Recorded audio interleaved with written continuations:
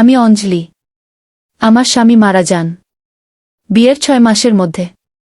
আমার বাবা খুবই গরিব।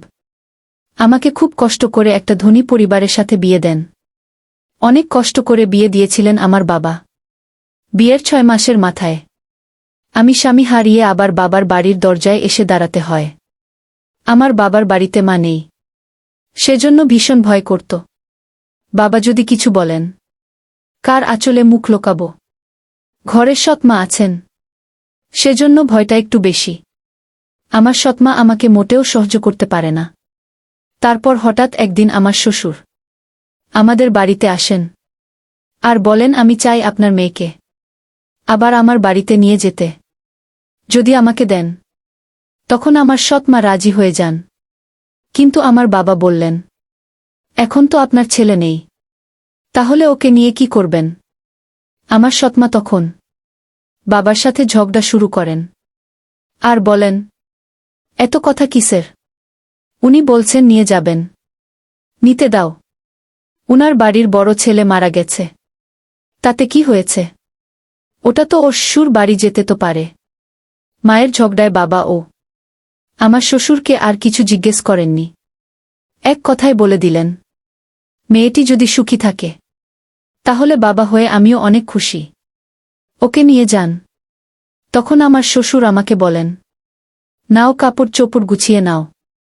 আমিও কাঁদতে কাঁদতে একটা ব্যাগে কাপড় ঢুকাতে শুরু করি, কিন্তু আমার ভীষণ ভয় হচ্ছে আবার শ্বশুর বাড়িতে যাব, কারণ সেখানে একমাত্র আমার শ্বশুর আর আমার স্বামী থাকতেন, আর কেউ নেই ওই পরিবারে। তারপরও সবকিছু জেনে আমার বাবা মা আমাকে ওখানে পাঠিয়ে দিচ্ছে। জানি না কি হতে চলেছে আমার সাথে, কিন্তু যাই হয়ে যাক না কেন, আমাকে আর এই বাড়িতে ফিরে আসতে দেবেন না। আমার সৎ মার সমস্ত অন্যায় অত্যাচার সহ্য করে আমার শ্বশুরের বাড়িতে থাকতেই হবে। আমি শ্বশুরের বাড়িতে পৌঁছানোর পর আমি আমার ঘরে জামা কাপড় পাল্টাচ্ছিলাম, তখন আমার শ্বশুর এসে আমার ঘরে ঢুকেন আর বলেন, বৌমা যাও তো একটু চা করে নিয়ে আসো। শ্বশুরের কথায় আমি তাড়াতাড়ি রান্নাঘরে গিয়ে চা করে নিয়ে আসি। আমি আর শ্বশুর বসে বসে চা খেতে খেতে শ্বশুর আমাকে বললেন, তুমি তো জানো এই বাড়িতে আমি একদম একা। আমার ছেলে ছিল একমাত্র সন্তান, তোমার শাশুড়িও অনেক আগে মারা গেছে, সেজন্য আমি তোমাকে এই বাড়িতে নিয়ে এসেছি, যাহাতে আমি বুঝতে না পারি যে এখানে আমি একা আছি। আমি বললাম, বাবা একদম চিন্তা করবেন না, আমি তো আপনার পাশেই আছি, সব সময় আপনার পাশে থাকব, একদম মেয়ের মতো করে। তখন আমার শ্বশুর বলেন, আমি জানি তুমি আমার পাশে থাকবে, কারণ তোমার সৎ মা তোমাকে ওই বাড়িতে কখনো শান্তিতে থাকতে দেবে না। কিছুদিন এভাবে ভালোই কাটল। হঠাৎ 8-9 মাস পর একদিন রাতে আমি আমার রুমে শুয়েছিলাম। গভীর রাতে শুনি দরজায় টক টক আওয়াজ। তখন আমি বুঝতে পারি আমার শ্বশুর, কারণ এই বাড়িতে আমি ও বাবা ছাড়া আর দ্বিতীয় কোনো মানুষ নেই। আর রাত 12টার সময় ঘরে কে বা আসবে? বাবার কিছু দরকার ভেবে আমি দরজা খুলে দিলাম। দরজা খোলা মাত্র আমার শ্বশুর আমাকে জড়িয়ে ধরেন আর বলেন, বৌমা আমি পড়ে গিয়েছিলাম বাথরুমে, কোমরে ভীষণ ব্যথা পেয়েছি, যদি একটু মালিশ করে দিতে তাহলে হয়তো একটু আরাম পেতাম।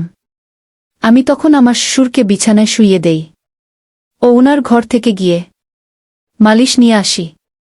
বাবার বয়স 52 বছর, কিন্তু ততটা বুড়ো হননি, এখনো জোয়ান মনে হয়।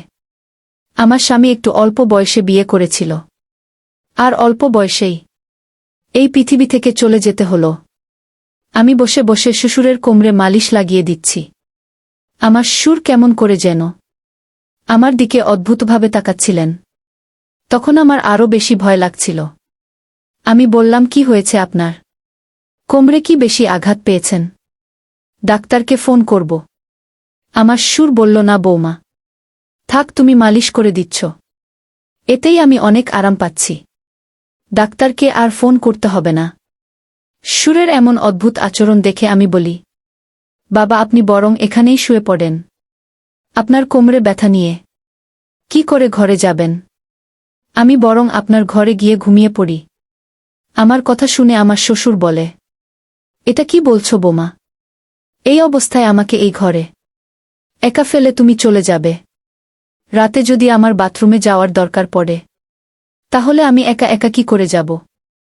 তার চেয়ে বরং তুমি এখানেই শুয়ে পড়ো। বাবার কোথায় আমিও ভয়ে ভয়ে আমার ঘরের সোফায় শুয়ে পড়ি। তখন আমার শ্বশুর আমাকে বলে, আমি চাইলে আবার বিয়ে করতে পারতাম, কিন্তু তোমার দিকে তাকিয়ে আমি আর বিয়ে করিনি। আমার ছেলে মারা যাওয়ার পর আমি ভেবেছিলাম আবার বিয়ে করব, কিন্তু তখন আমার মনে হলো তোমার সৎ মা তোমাকে ওই বাড়িতে কখনো শান্তিতে থাকতে দেবে না। সেজন্য তোমাকে আমার বাড়িতে নিয়ে আসি। আমার ছেলে মরার আজ 11 মাস হয়ে গেছে। আজ পর্যন্ত আমি তোমার কাছে খারাপ কিছু চাইনি, তাই আজ আমি তোমার কাছে কিছু চাইব। আশা করি আমাকে ফিরাবে না। তখন আমার শ্বশুর বলল, আমি চাই তুমি আমাকে বিয়ে করে নাও, তাহলে কেউ আর কিছু বলতে পারবে না। তখন আমি আমার শ্বশুরকে বলি, বাবা আপনি এসব কি বলছেন? আপনি আমার বাবার মতন, আপনি আমার শ্বশুর, আর শ্বশুরের সঙ্গে কি বিয়ে সম্ভব? তখন বাবা বলেন, দেখো বৌমা, আমি মানছি যে এক সময় আমি তোমার শ্বশুর ছিলাম, কিন্তু 11 মাস হয়ে গেছে তোমার স্বামীর মৃত্যুর। এখন আমাদের মধ্যে আর তেমন কোনো সম্পর্ক নেই। আর আমার দিকে দেখো তো, আমি কি এতটাই বুড়ো হয়ে গেছে যে আমি কিছু করতে পারবো না? তুমি ভেবে দেখো, আমাকে বিয়ে করলে তোমার সৎ মায়ের থেকে একটু শান্তিতে থাকতে পারবে এই বাড়িতে। তা না হলে আমার এভাবে জীবন চলবে না। আমাকে আবার কাউকে না কাউকে তো বিয়ে করতেই হবে। যদি আমি অন্য কাউকে বিয়ে করি, তাহলে এই অবস্থায় তুমি আমার বাড়িতে থাকতে পারবে না। তার চেয়ে বরং আমি যা বলছি সেটা মেনে নাও। শ্বশুরের কথা শুনে আমি ভীষণ ভয় পেয়ে যাই, কারণ একটু আশার আলো পেয়েছিলাম যে আমার শ্বশুর আমাকে আশ্রয় দিয়েছেন, কিন্তু উনার মনেও নিজের স্বার্থর কথা শুনতে পেলাম। এখন আমি কি করব আমি জানি না। আমার কাছে কোনো রাস্তাটা ভালো। এখন যদি আমি শ্বশুরের কথায় রাজি না হই, তাহলে আমার শ্বশুর আমাকে এই বাড়ি থেকে তাড়িয়ে দিবেন, আর আমি বাবার বাড়িতে গিয়ে কোনো শান্তি পাব না। বরং আমার জন্য বাবা ও মায়ের দিনরাত ঝগড়া লেগেই থাকবে। এই সব কিছু ভেবে আমি আমার শ্বশুরকে বললাম, ঠিক আছে, আমি ভেবে বলবো আপনাকে। আমার কথা শুনে আমার শ্বশুর বুঝতে পারেন যে এই বিয়েতে হয়তো বা আমি মত দেব। আমার শ্বশুর আমাকে কোনো মতেই ছাড়তে চাননি। তিনি আমাকে রেখে দিতে চেয়েছিলেন যে কোনো মূল্যের বিনিময়ে, কারণ আমি দেখতে অনেক সুন্দর ছিলাম এবং আমার শরীরের ফিগারও খুব ভালো ছিল। আমার শ্বশুর আমার ঘর থেকে বেরিয়ে যেতে চাননি কোনোভাবেই। তিনি আমাকে জোর করে নষ্ট করতে চেয়েছিলেন, কিন্তু বিয়ে ছাড়া আমি আমার শ্বশুরের সাথে কোনো ধরনের সম্পর্কে যেতে পারব না। আর এই বাড়িতে থাকতে হলে অবৈধ সম্পর্কে না জড়িয়ে বৈধভাবে থাকা বেশি উত্তম।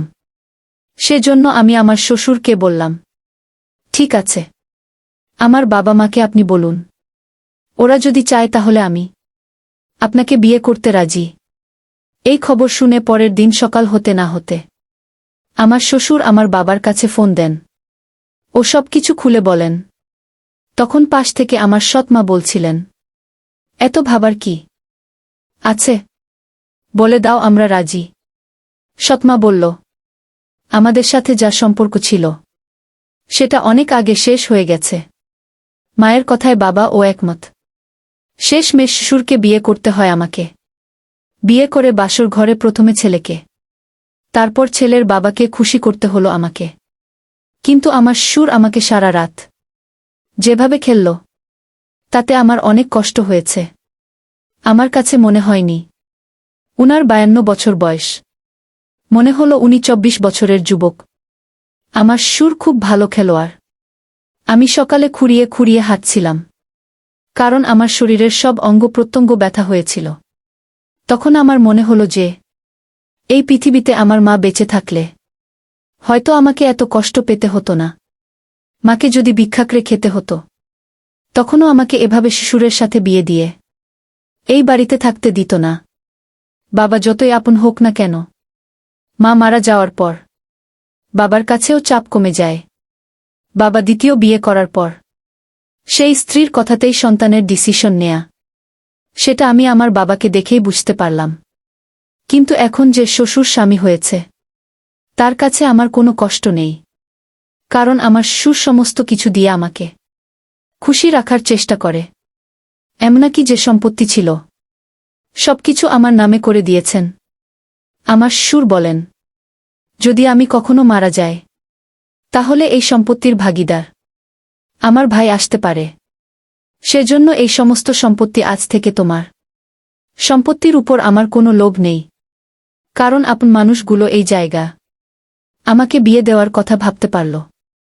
আর ও স্বামী হলে কি হয়েছে, নিজের সমস্ত সম্পত্তি আমার নামে করে দিয়েছে।